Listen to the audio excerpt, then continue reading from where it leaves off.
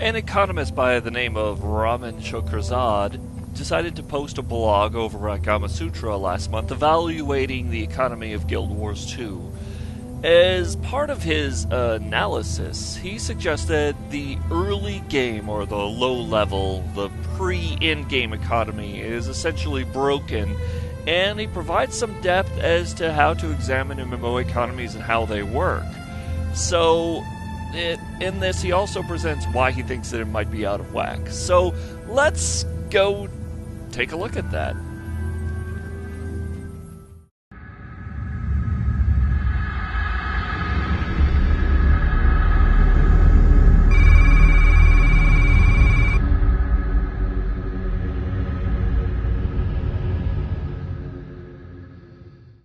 Good morning, ladies and gentlemen, and welcome to another MMO Anthropology. I, of course, am your host, Amorist, and I'm here to talk about economies, once again, especially in the game of Guild Wars 2.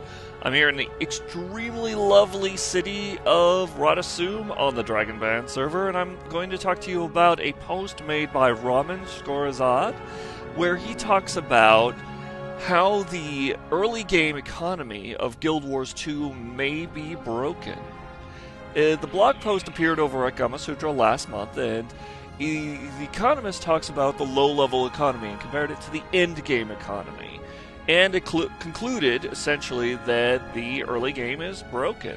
Now, I'm not an economist, but economies in MMO games is definitely something that's become very interesting to me, and it's an interaction of people with one another, giving value to objects, and using some sort of trade currency to do it. So, anthropologically, economies are sort of an indicator of other people's behavior, although in anthropology we have a tendency to spend more time on the artifact of value rather than the trades themselves or the way that value itself interacts with itself, the way that economicists might.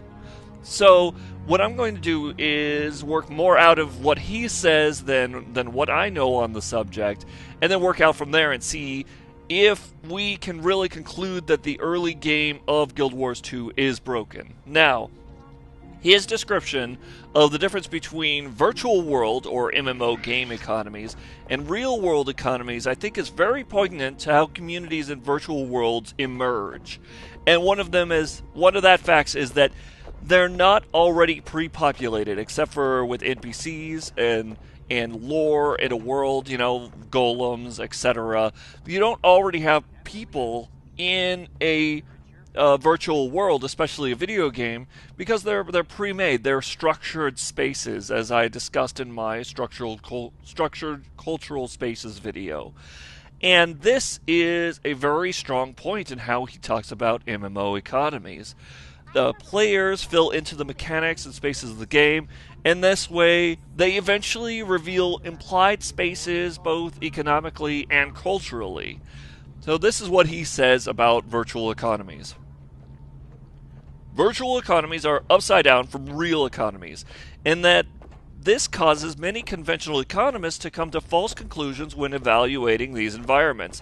In a virtual world, the economy starts out with little, if a seed is provided, or none, more typical, resources, and all economic currencies increase rapidly over time, approaching infinity if the world is not properly designed, with resource sinks that dynamically remove resources from the environment at roughly the rate that they're created.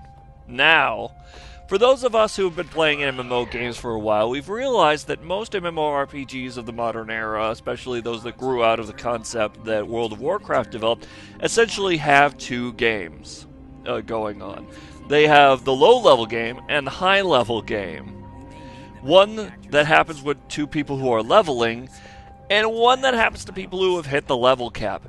Guild Wars does a good job of making sure that earlier content is still challenging and accessible. I mean, running around beating up the lower level zones as everyone has gotten used to, but a lot of what happens to lower level characters level at a very surprising pace. So you hit the cap very rapidly. So this kind of dissolves the separation from the two games a little bit, because you can always go back to events that are going on in lower level zones, and really high level zones like South Sun automatically level you to the level so that everyone can experience them. But one of the best examples of the split, as I mentioned earlier, is in the World of Warcraft, where there are two games. There's the leveling game, and then there's where you hit the level cap. So there's a split between casual players who just play to experience the content and to level and etc. And then really, really intense guilds or hardcore people who've hit the level cap and want to do raids or elite dungeons or just do dungeon runs from the moment after they hit the cap, and they're grinding gear instead of levels. As a result, there's two economies in both Guild Wars 2 and World of Warcraft. There's the economy that persists in the lower levels, with punctuations for crafting items, for PvP, twink gear, and etc. And an economy at the highest level of crafting consumable materials and gear that people can then use to get into raiding. In Guild Wars 2, the same thing exists, except that materials are so abundant in the lower levels, and crafting items aren't much more special than drops of that specific tier. This has caused a little bit of dismay for players that I've seen. The Economist mentions this abundance in his review by pointing out that sources of crafting substance, such as crafted and gathered items, aren't simply vendor or auction house scrap. They can be melted down for the price of a consumable into crafting items as well. And here's another quote from him. His conclusion, essentially. The pre-endgame item economy in Guild Wars 2 is one of the worst I've studied in the last 14 years. This acts to further undermine the crafting profession, since what is the point of investing heavily in craft skills if you can buy items of similar quantity or quality on the auction house for 10% of what it would cost to make that item? For the cost of crafting one level 20 green con weapon, just the weapon, not the skill to get the craft level, I was able to buy an entire set of Green Con level 35 gear, including all armor slots and two-handed weapons. In essence, most people are using the crafting system just to get up to the end game. They're not using it to supply themselves as they're leveling, because leveling is so fast. Fortunately, crafting leveling is pretty fast too, but it's not a good way to make a buck on the market. He also goes on to mention how only dueling and cooking might be exempt from this because they don't depend largely on itemized drops from mobs. Now, crafting and economy is important to Guild Wars 2, not just because of player immersion, that is, the appreciable quality of gaming that allows gamers to escape and fantasize themselves as their avatar and getting goals for themselves, which is what I enjoy games for, but also it's a component of the metagame that Guild Wars 2 plays in giving people the ability to fashion themselves unique status-based items for identity. And in this, I'm talking about legendaries, and legendaries are an in-game affect, which is probably why the end-game economy doesn't look broken to this guy, whereas the early game does. Now, as for Guild Wars 2, and virtual worlds in general, like the anthropology of identity. In virtual worlds, identity is often tied to the form or merit. For some communities, this favors artistic ability through the look and motif developed by a person, Second Life, and etc. But in MMORPGs, it's tied to interesting-looking items. In Guild Wars 2, these are the legendaries or exotics. And you can produce them from playing mechanics such as the forge, or from certain crafted items that are then put together with recipes and a lot of time and money. And these items don't just have interesting but not replicatable looks. They are essentially a badge that shows that a player has done certain things in the game. They're sort of a visual accomplishment that people use. You see people in World versus World sporting two legendaries at once in order to show off either their prowess or the total amount of money that they have. In point, owning a legendary means someone spent a lot of time on different portions of the game to craft it, and with that a great deal of in-game currency.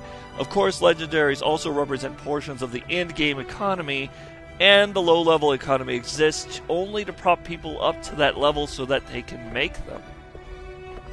If crafting has a significant hold on the low-level economy, The fact that it's used primarily and largely as a stepping stone to the in-game economy means that players have come to see crafting primarily only as a means to reach the end game itself, which I would suggest would lend towards the low-game economy, the low-level economy looking broken. In the World of Warcraft and other games, as I've experienced, especially because I've interviewed not just PvP players, but role players, one thing about the low-level crafting could sustain was also in the role-playing community. Some of the items only crafters could make in World of Warcraft had a look or effect that was different than the sorts that dropped from dungeons, even low-level dungeons or high-level dungeons. And this meant that people could use crafted items in order to build their in-game identity. And, role players especially, and people who wanted to show off their in-game identity would seek out unique or interesting items that would go together in particular sets.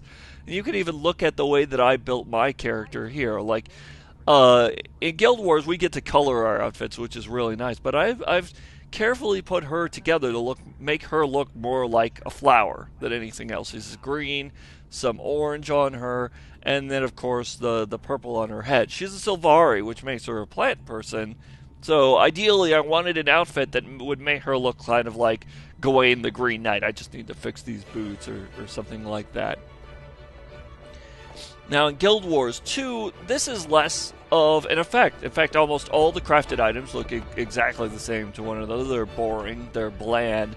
The primary way you get interesting looking set items is from dungeons, especially high level dungeons, and from these really, really high level crafted items. I mean, how many of us have looked at how much lodestones are? Lodestones are tier 6, they're the highest tier craftable item, and some of them, especially like the charged lodestones, often run about 2 gold. I mean, and they stay pretty stable there. You can make money off of them if you collect them as you're going along. So I'm wondering about your experience in the game. So, like, do you have an experience with the Guild Wars 2 economy, especially at low levels? If so, what is it? And do you find yourself needing to overcome what seems to be a loss of value when you craft, or do you just pour your money into the crafting in order to get the next level? And have you seen a difference when you reach the end of your crafting or when you hit the level cap, in the same way that Shokrizade seems to say about the community? So I'm curious about what your experience is. And that's it for today. I'll leave the links to the various things. Some of the comments on his article are brilliant if you're interested in the in-game economy. Meanwhile, thanks for coming along to another MMO Anthropology. Good night, and good dreams. Ooh, remember what I said about charged lodestones? Forget it, they're like 3 gold now. Anyway, if you guys are interested in the economy of video games, I have a tendency to speak about it often. Especially, I spoke about Star Trek Online, World of Warcraft. It's an easy place to look at how people are interacting with each other. As usual, if you're interested in more stuff like this, Guild Wars 2, MMOs, the way that people interact with each other, be sure to like, comment, and subscribe, or I'll raise the charged lodestone price to 5 gold.